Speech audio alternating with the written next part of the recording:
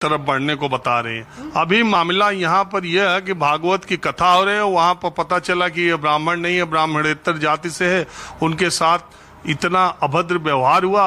उसके बाद राजनीति इस कदर हुई कि अखिलेश यादव ने प्रेस कॉन्फ्रेंस की, वो कथावाचक वहां प्रेस कॉन्फ्रेंस में पहुंच गए एक पॉलिटिकल पार्टी के, और उनका सम्मान किया गया। और वहां से ये कहा गया कि दरअसल जिन जातियों का समाज में वर्चस्व रहा है, जो प्रभुत्ववादी पार्टियां हैं, वो नहीं चाहती कि पीडीए, यानी पीडीए उनका चल रहा है बहुत दिन से, वो लोग आगे बढ़े या उनको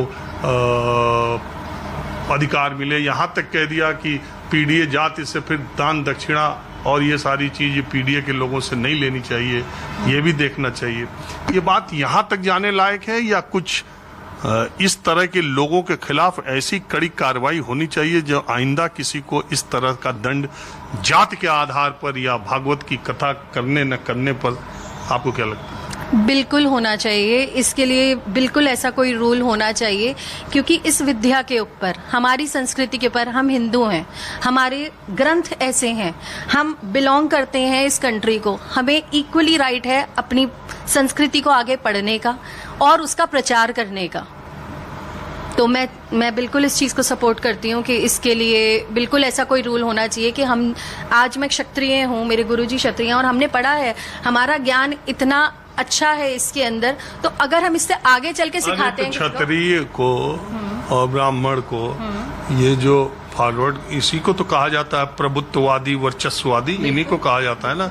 वो जो जातिवादी व्यवस्था में जो ओबीसी है, जो एससी क्लास के हैं, वो कहाँ कितने लोग पढ़ रहे हैं वेद और योग, और आपके स्कूल यहाँ उसमें पढ़ रहे हैं, उनको है। जब किसी को आराम से कुछ चीज नहीं मिलती ना, वो उसी के पीछे भागता है।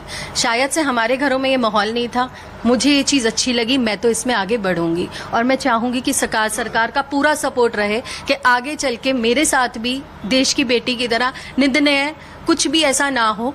अगर मैं इस चीज का प्रचार करती हूँ कि मेरी जाति को लेके मेरी इतने सालों की मेहनत को एकदम खत्म कर दिया जाए कि मैं ब्राह्मण नहीं हूँ और मैं आगे इस ज्ञान को फॉरवर्ड अपने बच्चों को या फिर किसी को ज्ञान नहीं दे सकती, इसके अंदर आप ही बताइए, भारतीय संस्कृति का हानि है या फिर किसकी हानि है? आप ही जवाब दीजिए इसका। नहीं है, बिल्कुल है।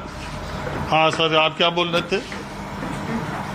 इस पे तो सर सफाई, आप कह रहे थे कि गवर्नमेंट नौकरी से रिटायर होकर पुरोहित का कार्य